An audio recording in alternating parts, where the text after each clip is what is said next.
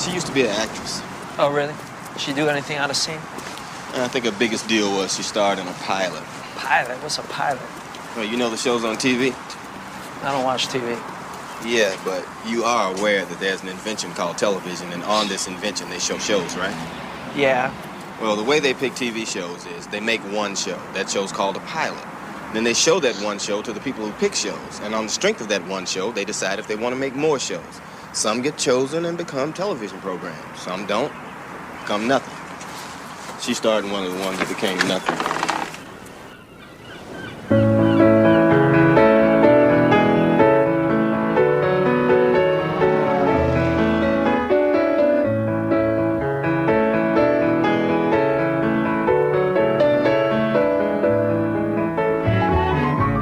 Hit it! Yes. Welcome to Couch Pilots, all of my friends. It's the show that dares to fly into the unknown territory of awful television, pilots of the past. My name is Jason, and with me is my Captain Philip the Great. It's Captain Philip Restisher. Good evening, Captain. Good evening. How are you, my friend? I try to hit a quota I have a word-a-day calendar. Ooh. It's It turns out to be about 5 cents a day, so it's a 5-cent word that I'm going to throw out at you here. It's the word is discombobulated. I feel a little discombobulated. How about you? Yeah, I feel a little bit off, but for selfish reasons. What's that mean? Well, most people right now are under the circumstances are probably discombobulated because they have to spend more time with their significant others, or they're cooped up at home all day, or something of that nature. But I fall into that category. That's where I am. Okay, so you're not working, or you're working from home? I am working from home, but I am cooped up in my house all day, and then we're doing this show kind of out of sorts. But why do you feel discombobulated? Because I haven't bowled in like 3 weeks, and it's going to be like a month and a half. And I can't see any of my friends, which you know me, I really don't like to see my friends. Sure. But when they're not around, I'm like, wow, I kind of miss my friends. Gets you a little discombobulated. Right. So I'm not working from home. I'm one of the essential people in the world. Like the world would not be able to manage the economic the stature of my job makes it to where I have to be at work. So I still go to work every day. I go to the gas station. I just don't do it, and then I just come home and go to bed. How does that feel? Because there's a fellow that we love. It goes by the name of Scott. He's from the Karaoke Big E program. He was just on recently, actually. Yeah. And we love Scott. But Scott's the kind of guy who wakes up at 4 a.m. He gets home probably about 1:15, and then there he is. That's it. Right. I feel like this quarantine, even though he is going to work and seeing the world in a different way, isn't really affecting his lifestyle. Sure. I don't think the only thing that it has affected is my kid is at home all the time, and me and my wife are spending more time together than we usually do because she can't work her second job and I can't work my second job. Now, your stewardess Molly, she has a second job at a pet store, right? Right, and it's essential. It is essential. It is I was going to say, because I've been to a pet store recently. As you know, I have a toad, Harriet Toadman, and I love that joke. I love that joke. It's a joke. It's funny because it's true. But I went there the other day, and I'll be gosh darn it if they weren't open for business. So why isn't Molly around? Well, they have people that work like full time, and so she's a part timer. So she's just working on Saturdays and Sundays now. She's not working during the week like she used to be. Gotcha. Okay. All right. That makes sense. So how is this? Sorry. Yeah. Go ahead. How is this affecting your love life? My love life. Well, for some of you, I don't know how many people know this, but my girlfriend bought a house just down the street from me. Nice. So, yeah. Look, it's pretty nice, but no, it's great because if I want some love, as you're saying, I can just literally walk right over there. So you're not worried about the two of you quarantining. I mean, infecting each other. No, she's been off work a lot, and then she's going back in like 1 or 2 days a week. They're still paying them full time. Okay. But she's only working like 1 or 2 days a week. And honestly, she's one of the very few people I ever see in person. And she practically lives a self-quarantine life to begin with. So I'm not really worried about the people she's in contact with. So I don't know. I don't see a ton of people. I see my brother, my mom, my daughter, and my girlfriend. And that's about it. It's real weird. But it does, me and the stewardess Miles, we obviously have scuffles and tantrums and Fist fights and stuff a lot. Mm-hmm. But knock on wood, thank you. For as much as time as we're spending together, it's actually going well, and I don't know if that's because she's just like, hey, I've got to deal with this guy, or we maybe spending too much time apart is what affects us negatively. Yeah, I think anytime we spend too much time apart together or too much time together and it's consistent, it's hard to say where problems come from. So this is a nice little variable in your relationship that you can use to your advantage, maybe to see, hey, what are some of the underlying problems, and maybe is spending time together making them better. I don't think we should talk about them. I would never ask her what our underlying. I just ignore it and just be thankful for what I got.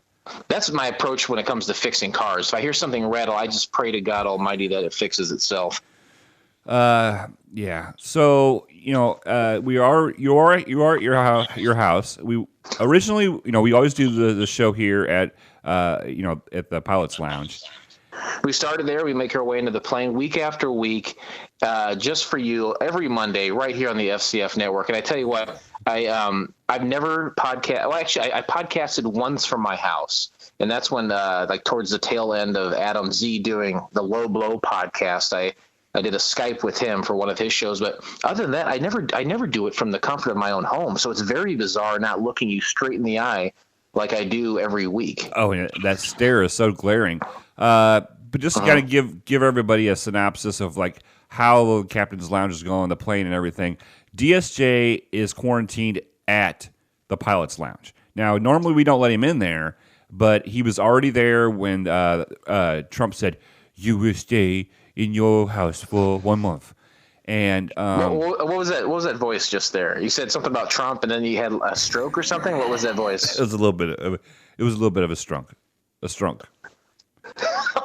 I'll tell you what. I'll take your word for it. I'm strunk. I'm strunk all the time. Okay, let's get back to that in a second, because I am curious about DSJ. But like right at the beginning of this thing, when people were saying, "Okay, I think we got to kind of hunker down to slow this thing down until we kind of get a handle on it," and it could be months. We have no idea at this point. We'll be looking back at this years later and saying, "My God, we had it all right or we had it all wrong." But towards the beginning of this thing, I'm in a group text with you. You throw out a photo, and by God Almighty, did you have 4 or 5 24-packs of beer in your passenger seat? Yeah, I had 4 12-packs of Tall Boys and a 30-pack of a beer as well. And how long has that lasted you, and has your drinking increased? It's gone, and my drinking has increased, and I've even decided to. I bought a case, a 30-pack of Hams. Yeah. Hams, the beer refreshing Hams, and because it was $10. The beer that's named after meat. Well, it's got another M, dude. Hey, you know what? We'd all love another M. Yeah, but it was $10, and so I bought it. And yeah, I am. How long have we been quarantined since that happened? Like a week and a half. God, I bet it's been 4 months at this point. No, not at all. But I'm almost through all that, and all the presents you guys brought me, the beer presents you guys brought me. I'm almost through it all. Well, good. That's great news. My drinking has come to almost a complete halt, actually. Really? Yeah, I don't drink a lot by myself. I might have one with the lady every once in a while, but I would like to go see Kevin Clark, also from the Karaoke Biggie program. Right. I would like to go see him he would do trivia. He hosts that at a local bar, and I go see him, and I have a couple beers there. But other than that, I'm not a huge drinker to begin with. The most drinking I probably ever do is with you every other Monday. Oh, I'm sorry. No, there's nothing wrong with that at all. Oh. I look forward to it. Well, here we are. The plane has been covered. We have a big tarp that covers it up. Yeah, we have to quarantine the plane too. Yeah, DSJ has sprayed it out with whatever, like Lysol. They have like a Lysol bombs that we bought. Well, I know he started with those bombs, but towards the end, he gave me a call. And he said, "Hey, I'm out of the bombs. What do I do?" And I said, "Go under the sink and the wet bar there in the captain's lounge. I have a couple stacks of the Lysol wipes." So we had to go out there with individual wipes and wipe down the rest of the plane like that. The stripper pole for sure. That was the first. The bar and the stripper pole. I said, "You know what?" I said, "Hit it with Lysol. Hit it with wax. Hit it with Lysol. Hit it with wax again." Yeah, because we got to be ready, because at any time this could be over, and we got to get up on that plane, and we want our stripper pole to be nice and waxy. We love it waxy. Oh God, we love it. I want to tell you something too. This is a big deal because I love firsts. I love couch pilots first. We've done a lot of firsts. I've got a few things I've been working on in the quarantine, things down the pike here for us. But one of those is happening right now. Not only is us doing the show separately, but also, and I hope that you're with me on this, I'm being completely honest in my house. I say, I'm going to do not only the first couch pilots away from you and in my home, but I'm going to do it completely naked. Oh, nice. You know what? I think that's, listeners, if you enjoy Captain Black in his nudity, let us know. And when we get back to where we're not quarantined, maybe we can do it like that too. I mean, if you do well. I'm going to strip down. I'm going to put you on speakerphone while I take off all my clothes. Are you comfortable with that? I'm fine with it. Are you going to do it or not? Oh no, I'm cold. Bummer. Okay, well I'm going to put you on speakerphone while I get completely naked. Yeah, I can't be naked because I have to run the board and there's a lot of electricity and stuff. And so, why does that matter? Well, because I could like singe a pubic hair or something, maybe. I don't know. You got a lot of pubes? Oh, I got tons of pubes. Is it completely like does it go into your body hair, like on your chest to your stomach and right into your pubes, or is there like some sort of Mason-Dixon line that's clear to see? Well, I don't have any chest hair. I don't have any kind of chest hair at all. So there's nothing except like a big bush. I kind of look like a 80s female porn star. Ooh, boy, now see, I wish you hadn't said that because I'm almost completely naked, and now hearing you talk like that's got me thinking things. Hold on, I'm almost done. Jesus Christ, how long does it take you to get naked? Well, I have 13 layers on. In the quarantine, I thought they could make us leave our house at any time, so I'm wearing all of my clothes. That's a good idea. You're prepared. You're a good Cub Scout. Yeah, I'm real smart. Okay, I am completely nude at this point. All right. Are you gonna do a selfie so we can post it on all our social medias? I think about it. Just our Instagram. Instagram. The one we don't use at all. Okay, well, it sounds like DSJ's got things under control over there at the pilot's lounge. Yeah, we put the baggage boy. We laid the baggage boy off, but we are paying him. Both of them. Okay, well, that's good. That's good. They don't get any health insurance, but you want to go ahead and board this plane? Let's do it. Ladies and gentlemen, the captains have turned on the fasten seatbelt sign. Hit it. Now we're saying hit it because since we're separate, I cannot hear the bumpers. And please, if you're using sound effects, by all means, throw them in there. I can't hear them, unfortunately. But today we discussed the pilot episode of Alexander the Great from the year of our Lord, 1963. Now that was a great year. It was a good year. 63, I think the Beatles were probably popular. The Rolling Stones were probably popular. The Jackson 5 were killing it.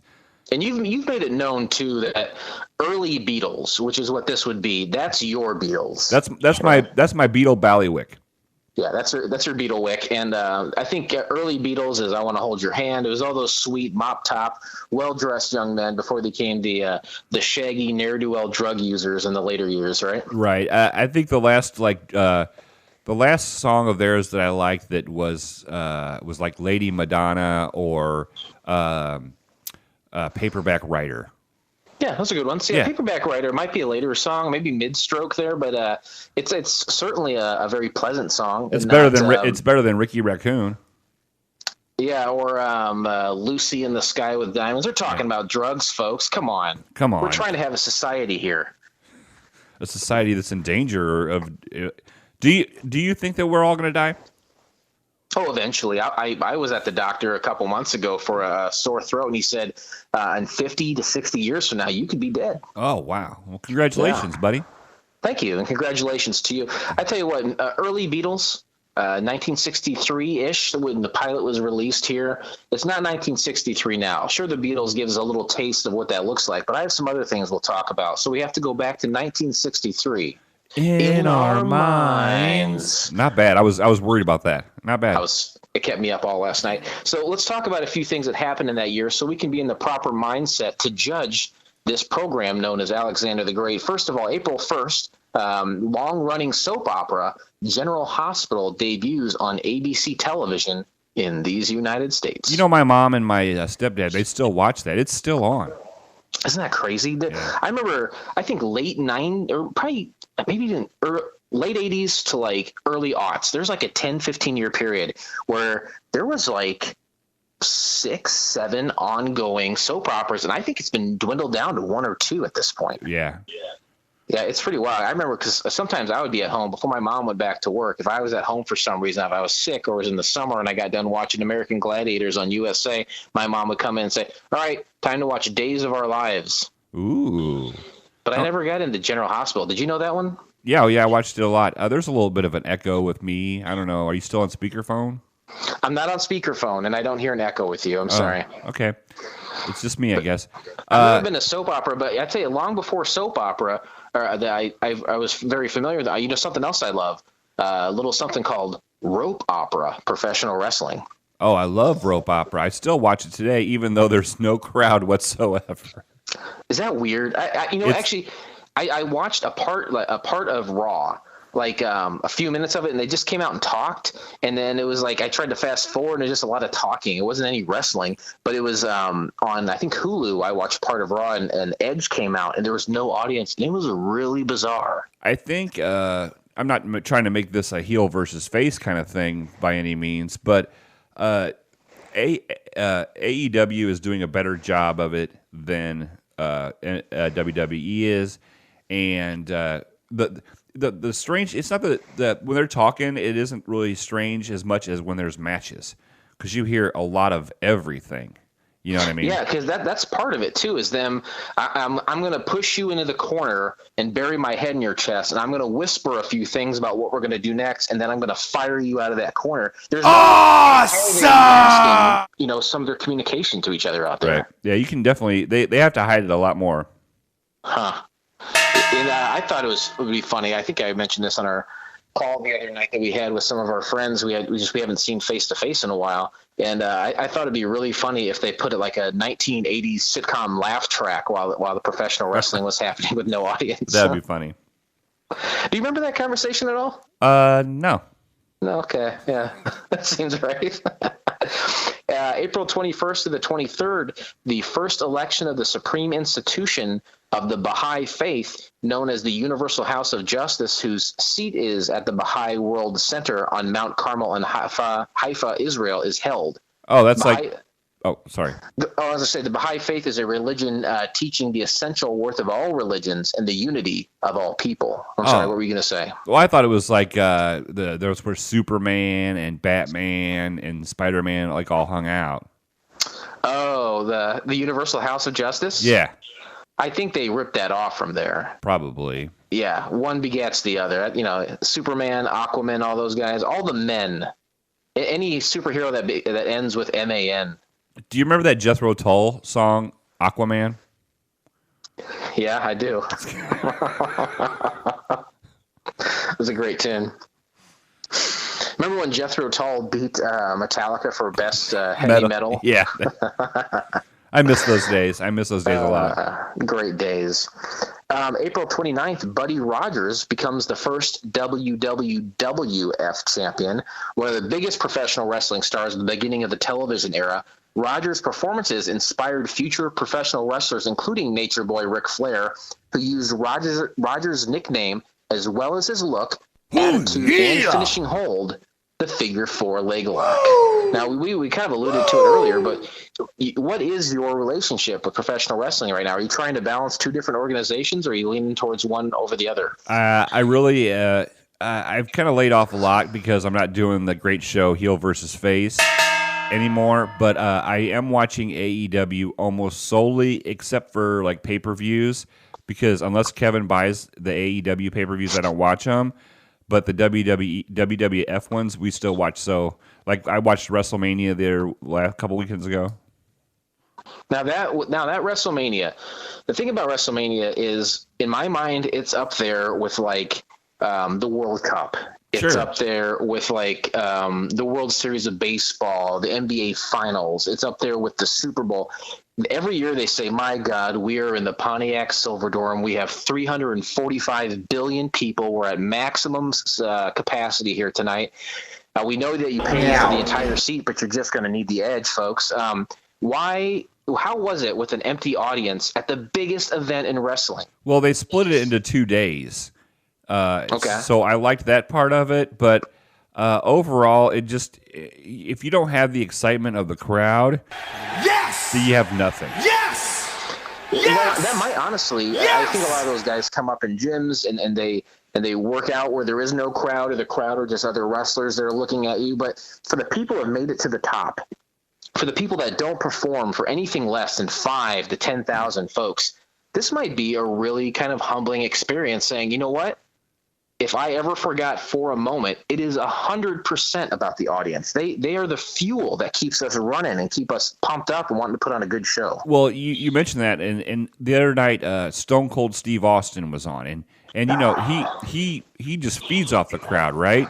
Absolutely. He almost depends on the crowd, and he didn't have the crowd, and he stumbled a lot. Like he was very uncomfortable. It was obvious he was uncomfortable. But like in AEW, a lot of these guys are, you know, it doesn't bother him as much. I think that's why it's more smooth, because these guys aren't used to playing like in front of that many people.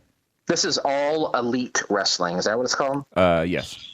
And some of the big names in there, it started by the Rhodes brothers. Is that right? Cody, yeah. Just Cody? Okay. Well, Cody, the Young Bucks. Dustin? Okay. And Dustin is in it, yeah. And but like the founders are like Cody, the Young Bucks, and then the guy that I think is the best wrestler in the whole world, Kenny Omega. Okay. And then what are some other big names? I know Chris Jericho's there, right? Yeah, he's Le Champion. A guy by the name of Moxley is on. He used to be in WWE, people think, but John Moxley is completely different than the guy that was in WWE with a different name. It wasn't John Morrison, was it? No. Whatever happened to that guy? He's back. Wonderful. Yeah, he's back. All right. Well, I don't know about you, but that puts me square in the mindset of 1963. For sure. I was negative 18 at the time of this release. How about you? Too much. I was negative 12. Yeah, that's exactly right. So you know what? We might be miles away from each other, but that's not going to affect your ability to do math. That's one of the things. Absolutely. Why did we choose to watch Alexander the Great? There's 3 simple criteria. 1, it was a pilot that never went to series. Whether it aired or not is irrelevant. Number 2, you had to find it on the interwebs. And number 3, I had to watch it for free. Yeah, that's right. Boy, you nailed it, pal. You're probably asking yourself, where can I find the entire episode of Alexander the Great for myself? Well, you can do so by coughing into the microphone and subscribing to Couch Pilots on SoundCloud, Spotify, Apple Podcasts, or your favorite podcast app of choice, and then simply click on one of our classically blue links in our show notes, or go to YouTube, and you know what to do, too. Is this where I take off? Yeah, that's it. Flight attendants, prepare for takeoff, please. We're not actually taking off. This is a sound effect. This isn't the real taking off like we normally do. This is a sound effect that we had to use. I hate to do it. You know, I hate to. Every week we try to be as genuine and as real as possible, but every once in a while, this being the first of the occasions, we have to fake it. And they say sometimes you got to fake it to make it. Right, and this kind of goes back to earlier when you were talking about your calendar, your 5 cent a day. We had to bamboozle everybody. Yeah, great word. I think that's coming up for me later, April, but I appreciate you getting ahead of it. No problem. Summary of the pilot. As Alexander the Great prepares for his battle against his great rival, King Darius III, he must also face down his own war-weary army and internal rivals. That's I'm gonna give it a B plus. I mean, it was pretty good. It was it kind of set the stage. It set the stage for the pilot. Which, when you have a summary of a pilot, you want to set the stage. You don't want to give all the, you don't want to find out he dies at the end or anything like that. Just set the stage. Set a nice stage. You got to set that stage. Oh boy, hope you're ready for this. Interesting facts. I think Interesting facts. Here it is. Interesting facts. Ladies and gentlemen, welcome to Interesting Facts. This is the part of the show where Jason, while sitting at home naked, has scoured the internet to find out facts that you may not know about this show. And within these facts, we ask you one thing and one thing only. Keep your fucking mouth shut. Do not share your opinions, just like you don't share your hand to someone you haven't seen in a long time during this quarantine. Keep your comments to yourself. Don't taint somebody else's experience. Jason. You don't know what hard times already. Bicycle. Interesting facts. Release date, January 26, 1968. Okay. That's 1968? Yep, that's when it was released. Okay, I gotta change some stuff. This was actually shot in 1963, but it was deemed to be not fit for airing and was subsequently shelved. 5 years later, when stars Adam West and William Shatner had reached a certain level of fame to get respectable ratings for the TV show, West was in the throes of Batman mania and from the success of his Batman series, and Shatner was the star of Star Trek, the original series. It was released as a made-for-TV movie. Fact. That's a good fact. Well, probably shouldn't say that. The film was a pilot for a proposed TV series that never aired. It was originally telecast as an episode of the family anthology TV series Off to See the Wizard, family-oriented TV series produced by MGM, in which guest hosts and animated versions of the Wizard of Oz characters were used as wraparounds to introduce various family-friendly films from the MGM film library. And such others, such as Lily and the Glass Slipper, among other films, usually shown in two parts, nature documentaries, and original programming, most notably the Emmy-nominated Whatever Happened to Mother Goose, featuring an all-star cast of various Mother Goose characters. Fact. You don't know what hard times are, Daddy. Great. Yeah, that's fact. This is an unsold pilot recreating the historic battle of Isis from 333 BC, before Christ, in which Alexander the Great's Macedonian army met and defeated the much larger army of the Persian Empire. Did you say it was the ISIS battle? Yeah. Yeah, ISIS just won't quit. Wow, they've been around a lot longer than I thought. Just for my own well-being, how long did you think they were around?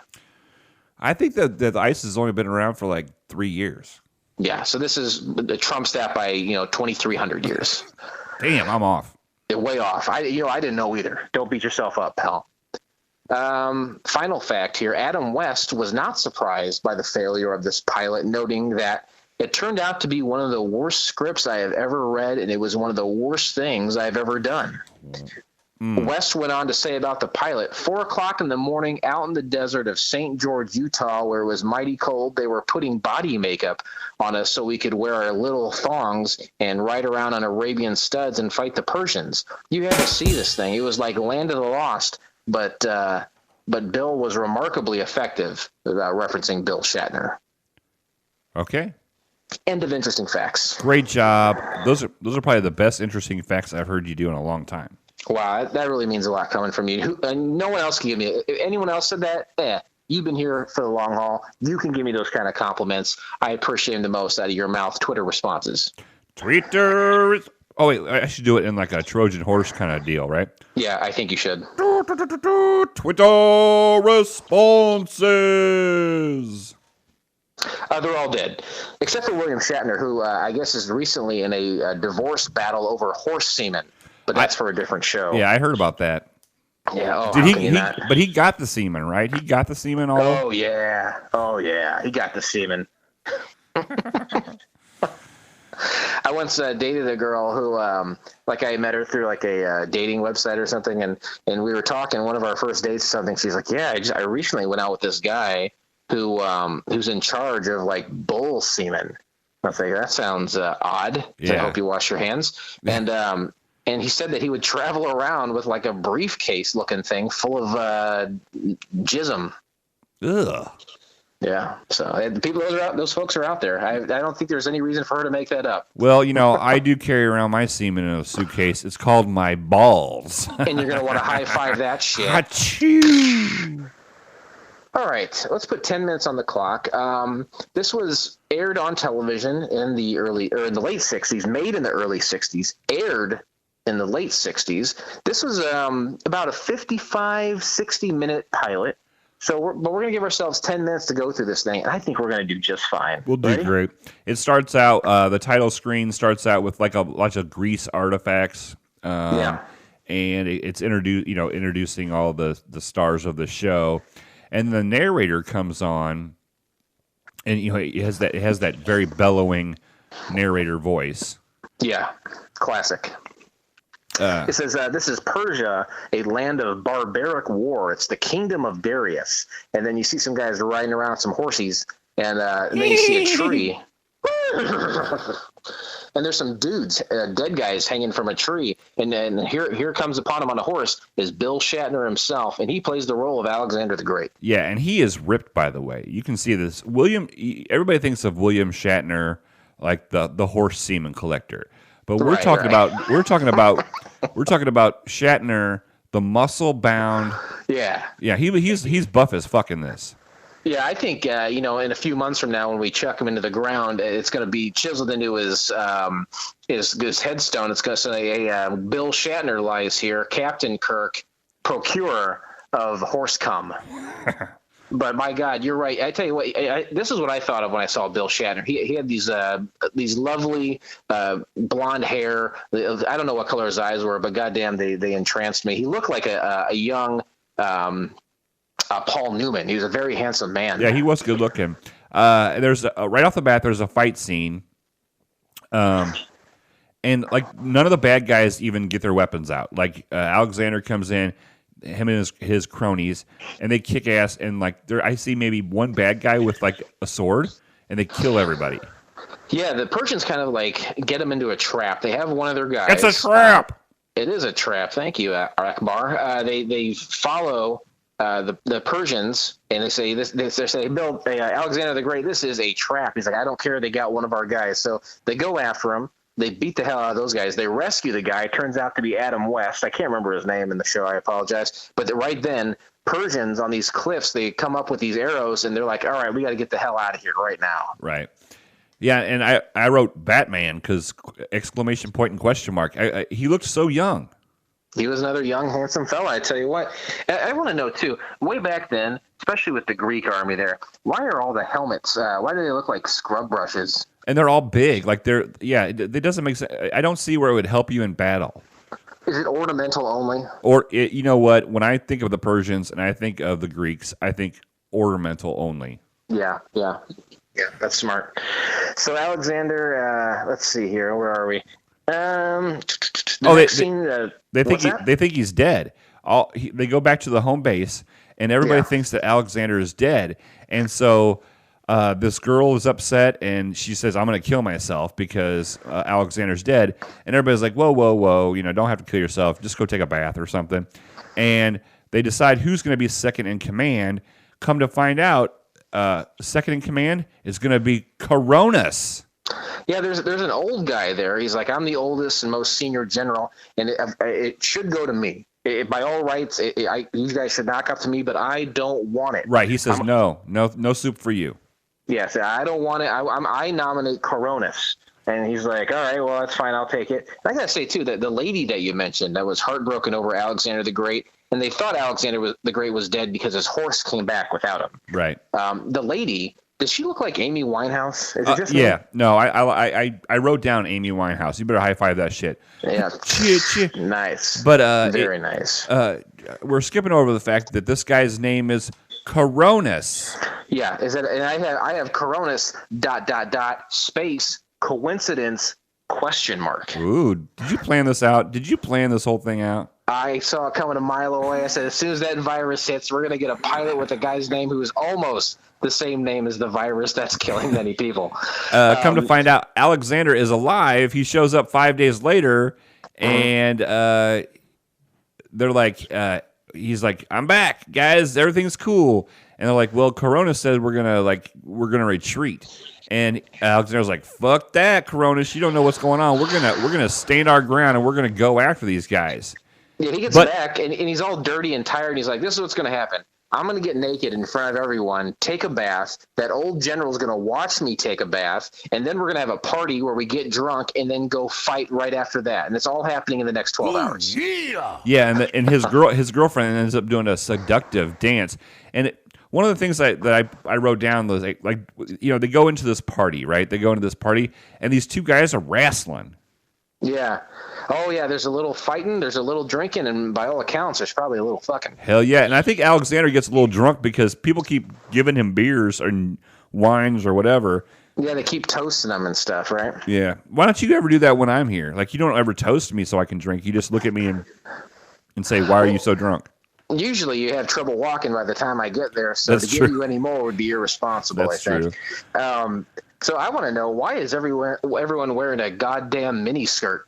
I think it was because it was hot in Greece and Persia, and they wanted to show off those fucking calves, right?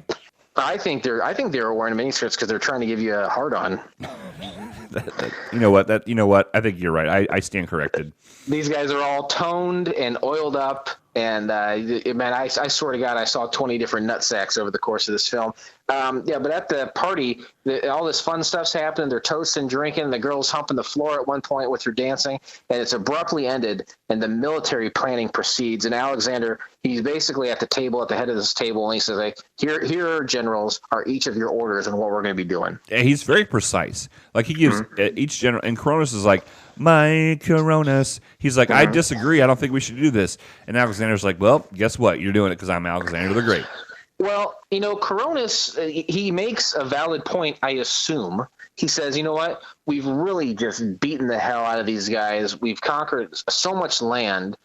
We don't need any more. Yeah, they're like, Greece is safe, and if we keep conquering land, we're not going to have enough people to maintain that land if we're attacked. I don't think we need to do this now. And Alexander the Great's like, I would probably just go do it anyway. All right.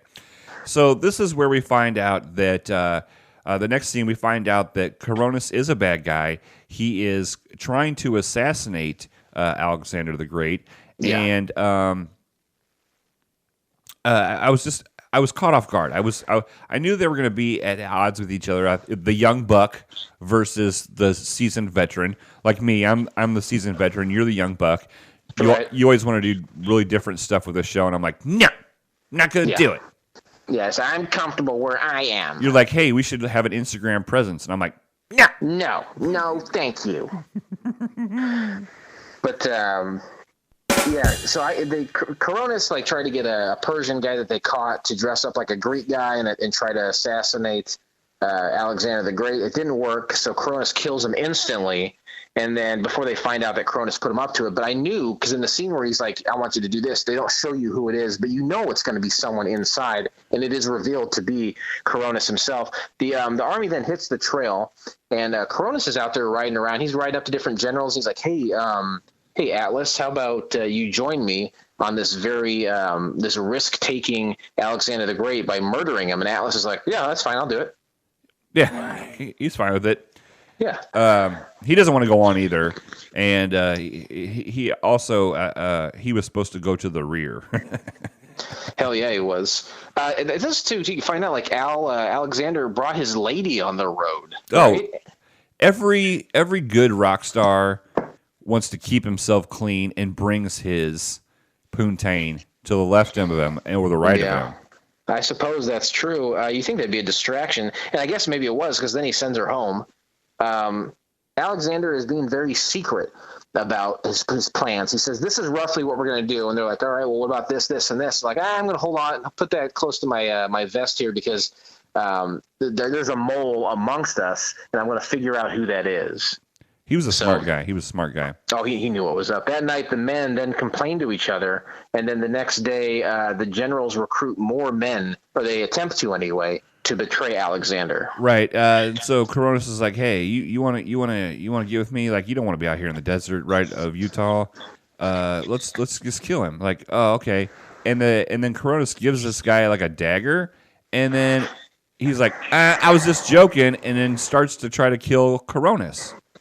Yeah, that was a dumb move on the older general. He can take that information and leave with it and then get some help. But it was a 2-on-1 thing there when you got a couple of young bucks there versus the old guy. But he gets in a little bit of the old guy uses his horse to knock over Atlas, and then he starts rolling around on the ground with Coronis, and Coronis wins that battle. He stabs him to death. And you know what? Coronis is stabbing a lot of people to death right now. Am I right? Yeah, just add it to the head count. Am I right? The Persians are alerted somehow. I must have missed how they were alerted, but they now know of the impending attack from the Greeks. And the head Persian, I don't know if that was Darius or one of his main men, but good Lord, how about that haircut on that guy? Yeah, Darius Ruckers on this one had a funky ass braided hairdo. He's like, the Greeks are coming, and so the Persian general's like, hey, he's giving him a pep talk. He's like, come on, all right, guys, we're gonna take him down, and no, they don't take him down. That Persian guy's hair, I gotta tell you, it looks like not like a Dutch boy's haircut, maybe a little bit like that, but it's the tightest curls you've ever seen, and they're straight lines. They're like curls that all keep together. It's like almost like a dreadlock curl kind of thing. Right. It looks like a black mop. It's really bizarre. How bizarre? On the mountainside there, Alexander reveals his plan to funnel the Persians into their lances, he says, and he dispatches his men to their key locations, and then Coronis and Atlas are kind of giving each other like little head nods, basically saying even though the old guy is out of the picture, we are still dead set on killing Alexander.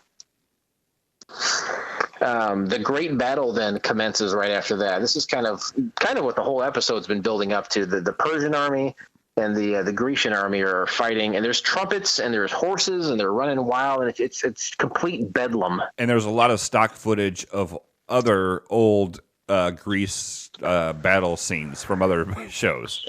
You know what? Absolutely, the quality of the picture and the shading, it definitely changed because you're watching this and you're like, they keep talking about, we have thousands upon thousands of men, and then you look in the background, there's 15 dudes rolling around. Right.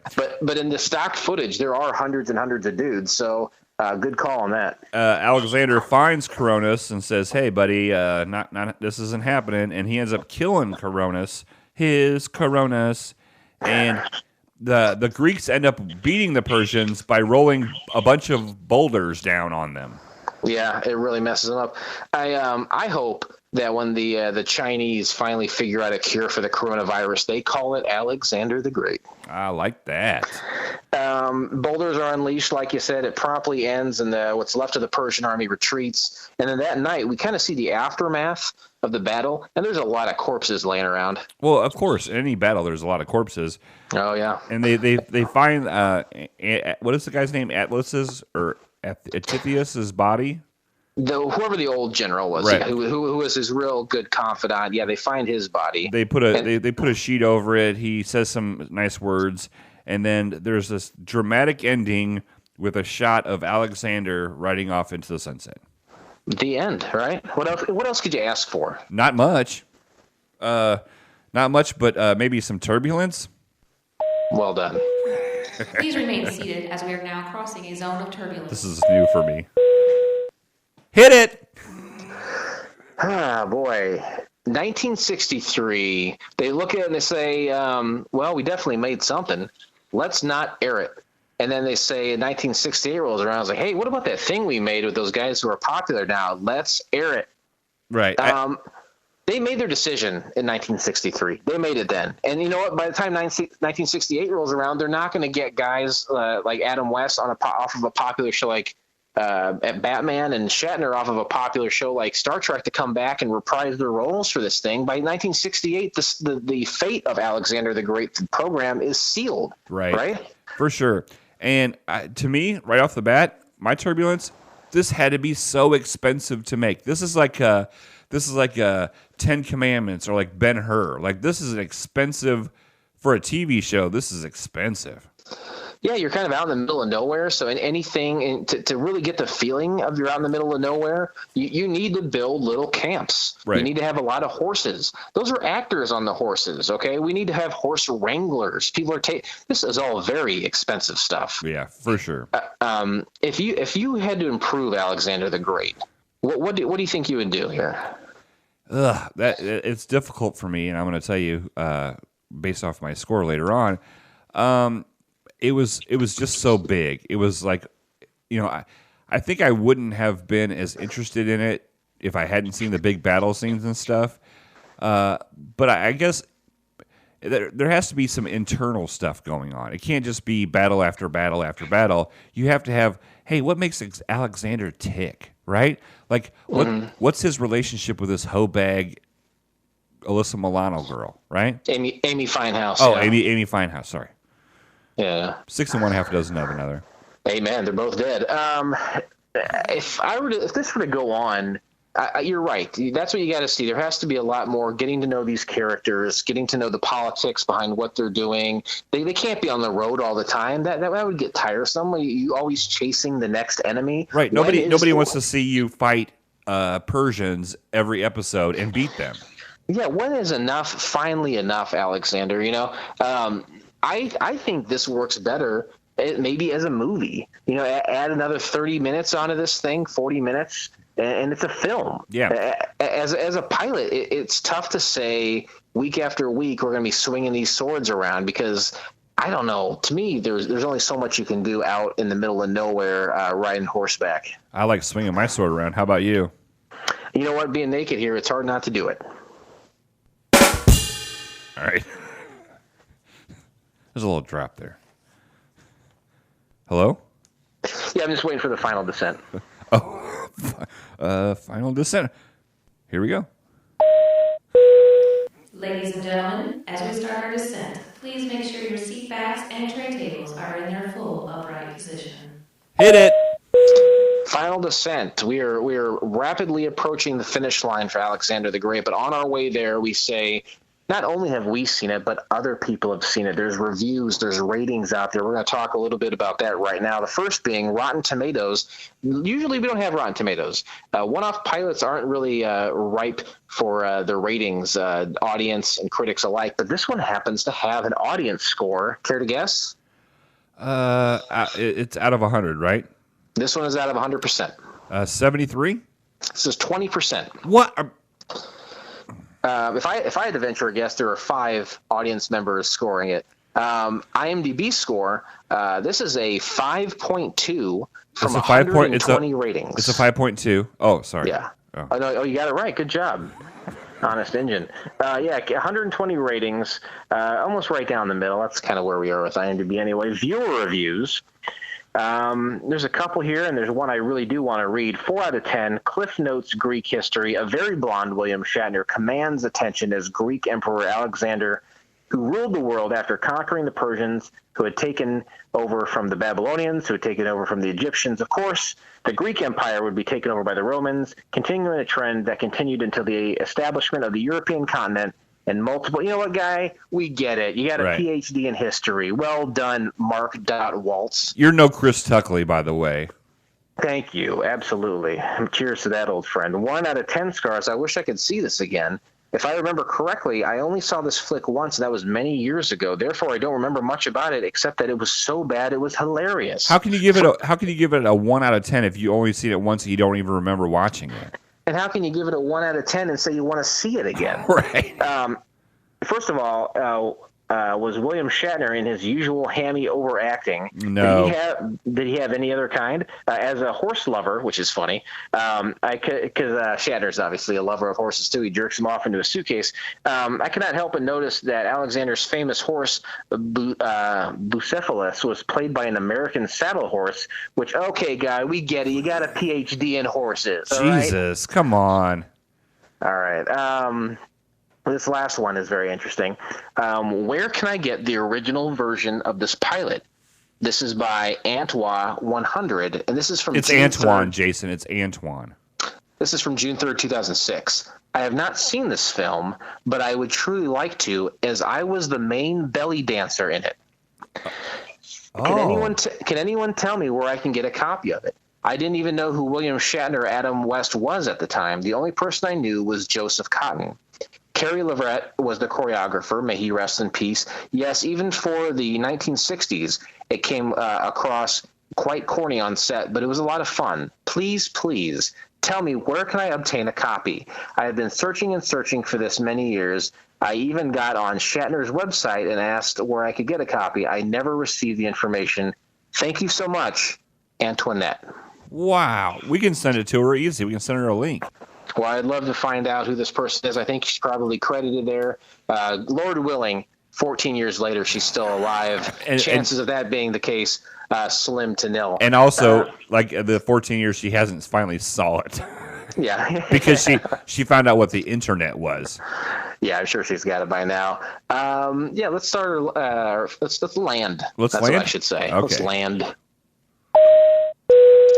Ladies and gentlemen, welcome to FCF Airport. Local time is 11:11 and the temperature is 69 degrees. For your safety and comfort, please remain seated with your seatbelt fastened until the captains turn off the fasten seatbelt sign. Hit it. A lot of great information there. A lot of reviews and information from people from around the world. But now it's our turn. Now we say, how do we feel and rate Alexander the Great? Why don't you talk to our scoring system, if you don't mind, Blake? The scoring system is based off the characters of Wings. 7 being the best, it's a Brian Hackett. And 1 being the worst, R.I.P. Roy Biggins. Yeah, that's an important note. We've been doing this show for Ion, almost 5 years. Almost 5 years, Ion. Almost. Is that a Kia car, the Ion? Kia. 7 different characters from our favorite program. A little asterisk there for you, Golden Girls. But one of the characters, and it's the worst score. You know what? This is what I'm going to do today. This is what we're going to do today. Okay. In honor of David Schramm, the character who played kind of the ever-present villain, Roy Biggins, the owner and operator of Aeromass Airline on the 1990s program called Wings. David Schramm recently passed away. Rest in peace. Today, sir, Roy Biggins is a number 7, and Brian Hackett shall be a number 1. Let's do it. I like it. I commend the very good. And I commend the well, Captain Philip. Rest assured, I turn to you virtually because we're not in the same room. Sure. How do you rate Alexander the Great? Just an interesting fact, David Schwimmer also was a graduate of Juilliard. David Schramm. That's what I said, David Schwimmer. Oh, yeah, I didn't know that. Thank you. But that's interesting because he wasn't that good of an actor that he graduated from Juilliard, right? He was a stage actor. He was a very successful stage actor. Well, I look at him and I believe that he was a greaseball. So I don't know if that was by nature or if that was by training. I felt like the flow of this was good. I didn't really get bored. I didn't watch the clock. I thought you said in the comments about somebody who's like William Shatner's typical like overacting. I didn't think it was too overacting on this one. There was a sexy lady dancing who obviously couldn't find the show after she watched it. I really like this. I would recommend people to watch this, which I don't do very often. I'm going to give this a 5. A 5, okay. Yeah, I think that's more than fair. That's a Bud Bronski. That's number 5 on the scale. Close to a Helen Chapel and close to today only a Roy Biggins.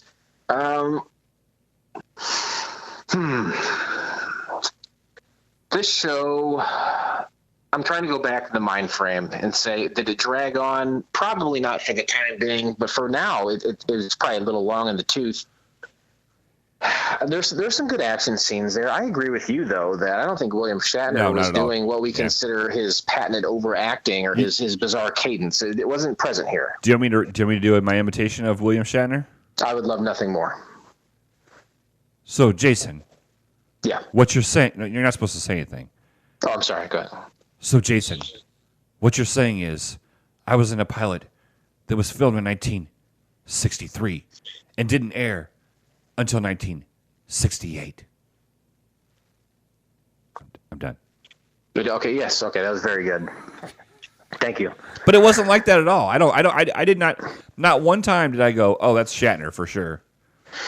Yeah, there are certain guys that definitely have their own cadence about him. You know, him, Christopher Walken. These are a couple of guys that you think. Oh, I can do him too.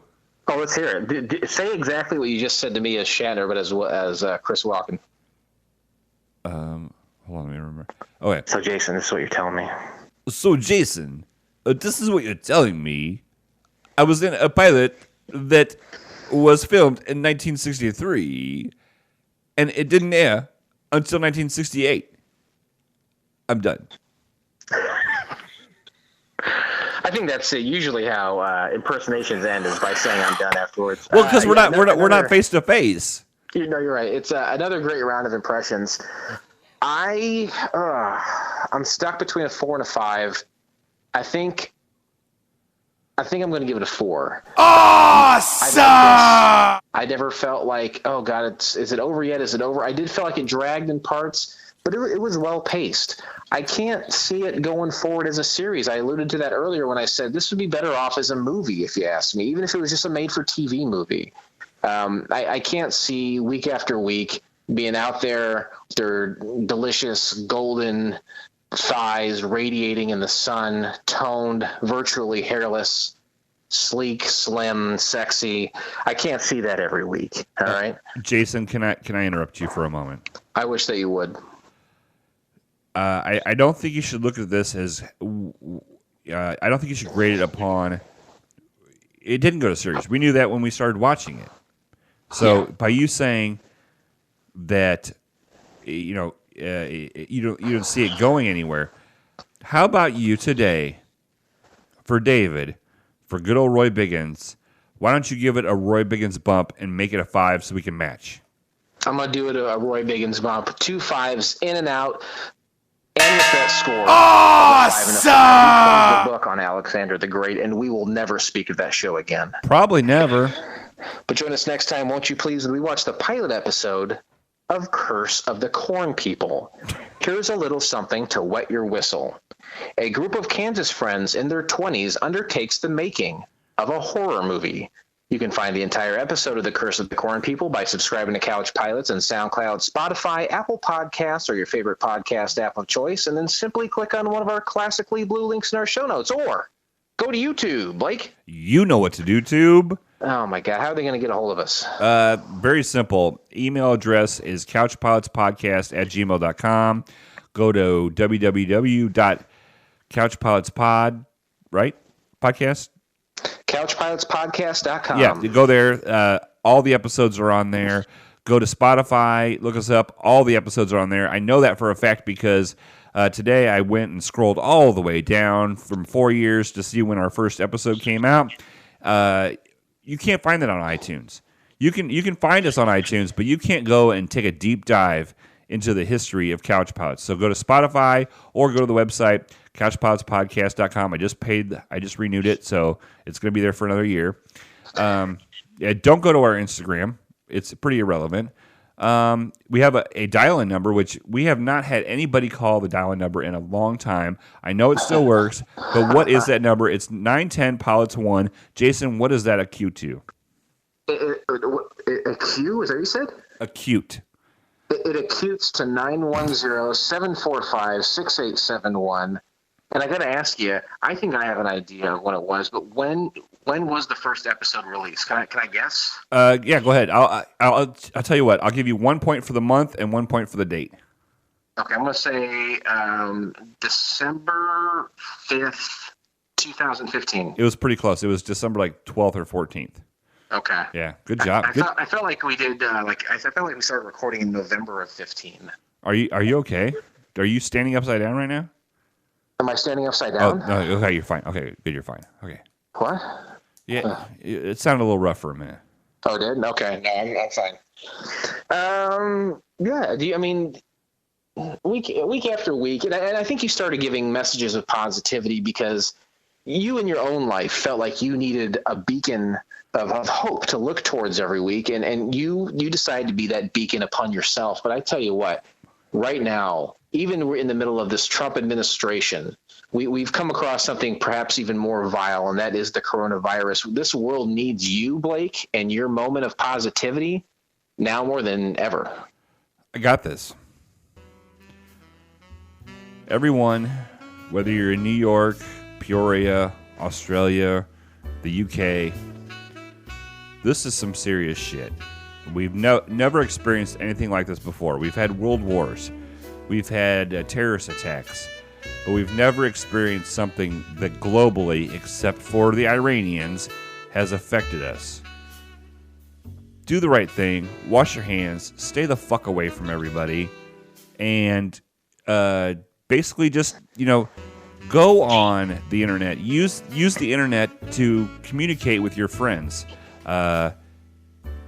Stay in touch with people. Don't isolate. Isolate physically, but not mentally and verbally. And tell somebody you're thinking about them. Ask them how they're doing. And you know what? Just like the baggage boy, watch a lot of porn. Yeah, I think that's a great note to go out on. Definitely, try to keep yourself away from folks until this thing calms down, and reach out to those that you love and let them know that you're thinking about them, and that even in this bizarre time that we're living in, that you're still available to them. I would say that this pilot may have been rough, but it's always a smooth flight here on Couch Pilots. Thanks, everyone, and we'll see you next time. We love every one of you guys. Be safe, seriously. On behalf of Couch Pilots and the entire crew, we'd like to thank you for joining us on this trip, and we are looking forward to seeing you on board again in the near future. Have a nice day.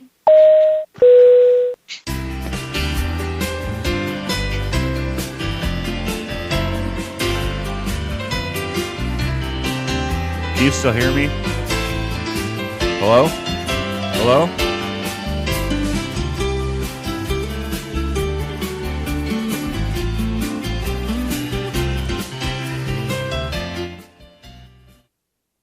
Love it. You there? Yeah, can you hear me? Yeah, I can hear you. How about we take a 10-minute break and I'll call you back? Sounds good. Love you. You too.